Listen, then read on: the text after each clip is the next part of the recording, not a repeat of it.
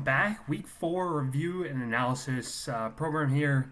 We're going to go ahead and review the 5 matchups from this week, starting with myself. Right here, 1-3, currently 8th in the league against Coach D and Barry, who's 2-2, 6th overall in the league. Had a pretty rough week, to say the least, in terms of output from my starters. I'll go over that here in just a moment. You could see that the final score of the matchup was 126.86 for Coach D to my 99.82. First time through 4 weeks going under 100 points, and 2 back-to-back losses after starting 1-1. So definitely have some things to work out in terms of the starting 9 for this week. You can see James Cook had a projection of 16.1, failed to reach that, only hit about 5.8 points. Another disappointing performance from Zay Flowers, projected to have 14.5, only had 2 points. Dalton Kincaid, 9.7, projected 11, not terrible. Tight end's been kind of miserable all year, so we'll take that from him. And definitely disappointed as well in the Steelers defense, who'd been the number 1 defense pretty much through the first 3 weeks. Had a favorable matchup, I would say, against the Colts. And Anthony Richardson, he gets hurt. Joe Flacco comes in, winds up being a shootout between Fields and Flacco, and a 27-24 loss, Steelers' first loss on the year. So that was their worst performance so far in the season. A meager 3 points isn't going to get the job done. And then as well, my kicker only getting 6 points. So a lot of single digits there from, James Cook, Zay Flowers, the Steelers defense, and my kicker, and even Amari Cooper, coming off 27 points the week, previously, only having 7.5, not going to get the job done. So that was a big reason why we took the loss this week, especially seeing that, the bench-wise, Kenneth Walker, I had him in my flex instead of Amari Cooper there. Had I kept him in, I would have had a shot at winning this week. Instead, tinkered around, not a smart move on my part, but he was coming back from being out for the last 2 weeks, I believe, so that was kind of that decision as to why I left him on the bench. I paid the price, 33.6 fantasy points, absolutely monster game there on Monday Night Football against the Lions. Jake Ferguson, 11.9, Brian Thomas, been killing you as a rookie, 21.9, Jameson Williams, 16 points, Charbonnet, 10, and Jordan Love also coming back from missing a couple weeks. Found himself in a shootout against the Vikings, wound up getting 32 fantasy points. So big performances from my bench. You could see 71.3 fantasy points from the bench alone. Actually, that can't be right. It's definitely higher than that. It's like over 100, 120 points from the bench, who outscored my 9 starters. So that's a big reason why we took the loss this week. Hopefully we can bounce back, make some adjustments to starting 9, and get a win next week. Looking at Barry's team, pretty balanced performance. I know he's disappointed in Carson Steele, having an abysmal 0.6 fantasy points, filling in for Pacheco. Didn't hurt him at all. He still wound up taking the win here. Great performances from Burrow, James Conner, Amon-Ra, Marvin Harrison. Goddard's been a stud for him at the tight end position. And then Debo just getting only back from injury as well, 10 points. I think Barry's going to be pretty thrilled with that. The biggest thing for him was definitely the 49ers defense, 25 fantasy points. Interestingly enough, it's going to look like I lost his trade in the short interim because of what happened this week with James Conner 19 and the 49ers defense 25. So I paid the price and got hurt a little bit this week by that. I had traded him, basically those two guys, the 49ers and Connor, and I in return for the Steelers defense 3 and Charbonnet, who I didn't even start, but had been a good fill-in for the time that Kenneth Walker was out, and he had 10 points. So this week, fair enough, Barry won that trade. Long term, we'll see how it pans out. I think he'll be just fine. His bench, a lot of zeros there, a lot of injuries, a lot of people out. Pacheco, Mark Andrews has been absolutely terrible. Not a guy that I would keep at all on the team.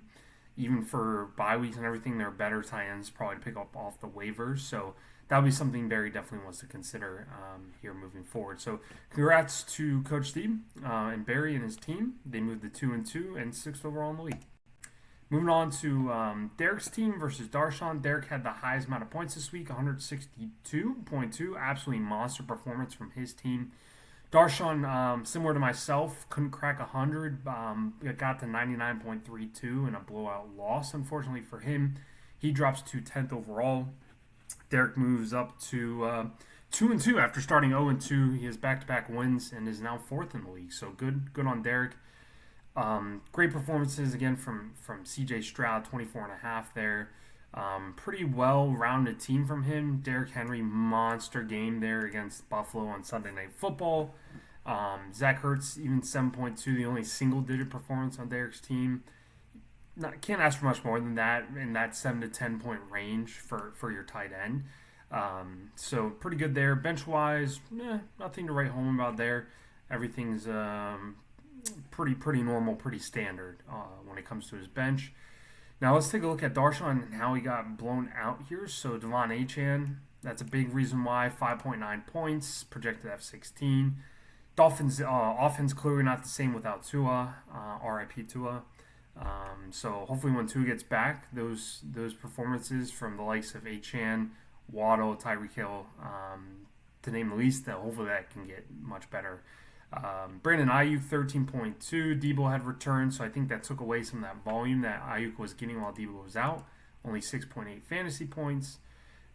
Dolphins defense and kicker right there combined for 8 points as well. So he's hurting too with injuries. A.J. Brown, Joe Mixon, starting wide receiver, starting running back on his team being out. And he could have gotten a little bit more points, cracked 100 if he had started Gino over Brown. Not the biggest end of the world. He still would have lost anyways, but some things to think about for Darshan's team. So congrats to Derek on that win, and best of luck to you both in week 5. Taking a look at Joey's team here, Groove's HR partner, and George's team. George, both of these guys I worked with at ADP, great lads.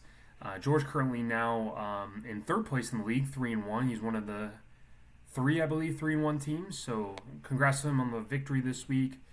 Joey, also like myself and Darshan, just barely missed out on cracking 100 points this week at 98.34. With Anthony Richardson getting hurt, that was a big reason why Joey took the L this week, coupled with Travis Etienne, 7 points, Tyreek Hill, 8.2, Brock Bowers, who had been killing it, a Rookie of the Year candidate, only 5.1 points. So not a great performance from Joe's starting 9. As far as his bench, he's got some significant injuries to Puka. Kyle Pitts, I think he just didn't get looks at all in that Saints game. I don't think he's hurt. So hopefully he can bounce back. And Deontay Johnson the last couple of weeks with Andy Dalton at QB now has been killing it. They've found a connection. So somebody that might want to be, somebody you plug in place of, Tyreek for the interim until Tua gets back would be some advice I'd give Joe. And he also has an empty bench spot. He could definitely fill that with somebody off the waiver wire that could help him out.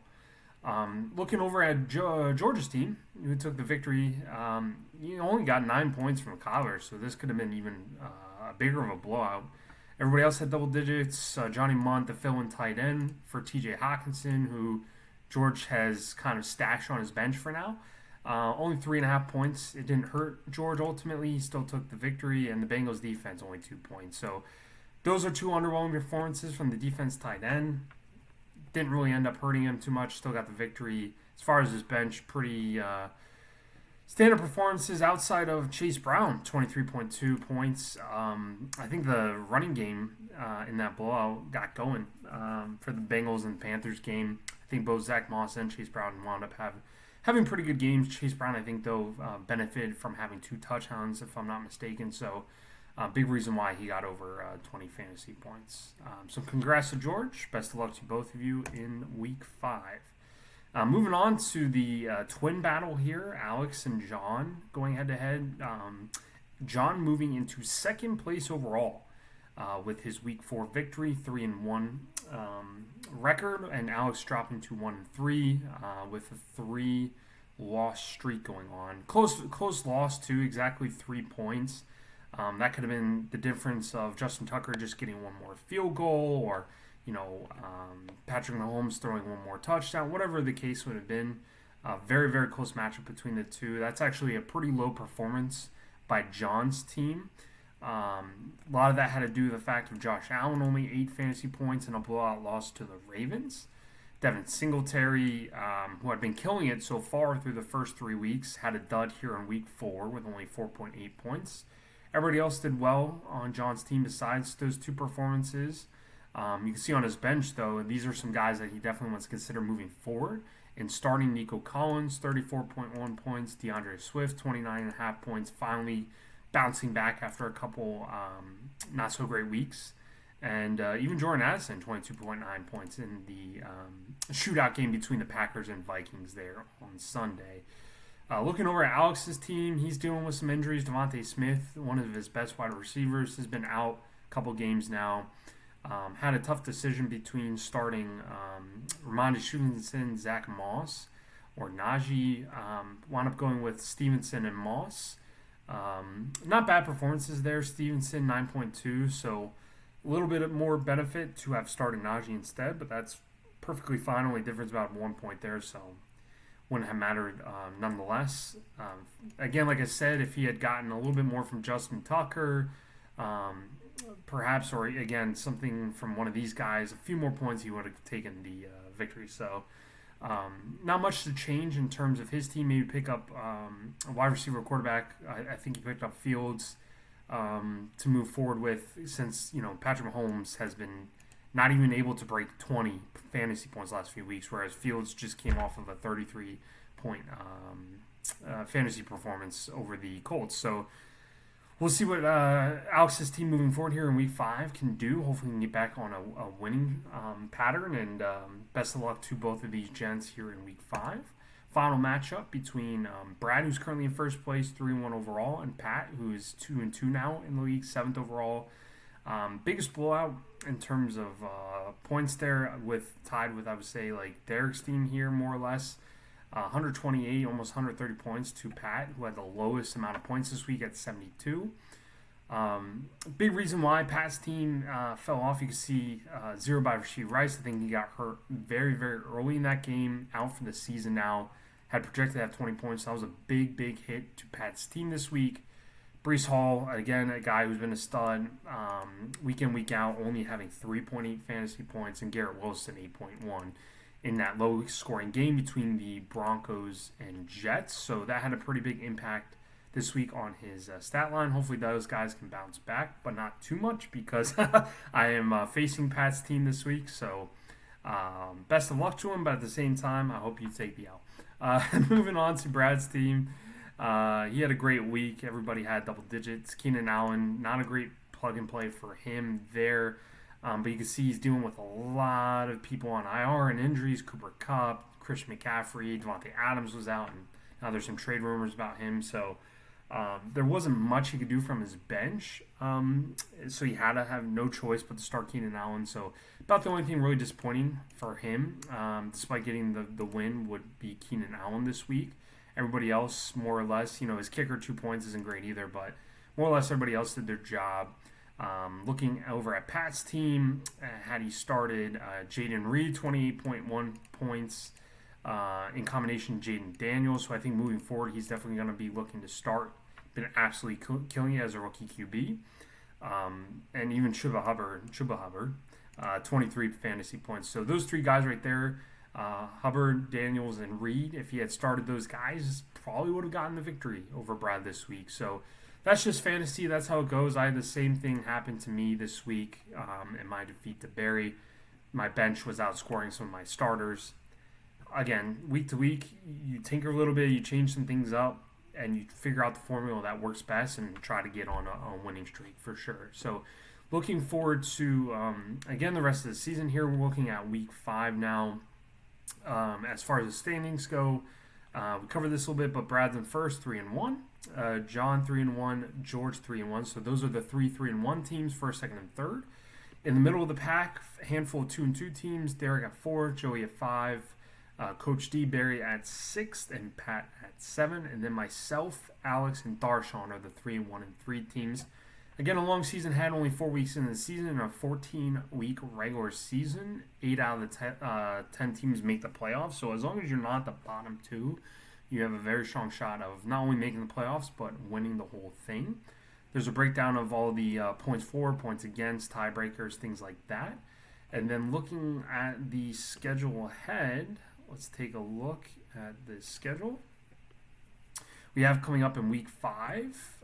So let's take a look here at week 5.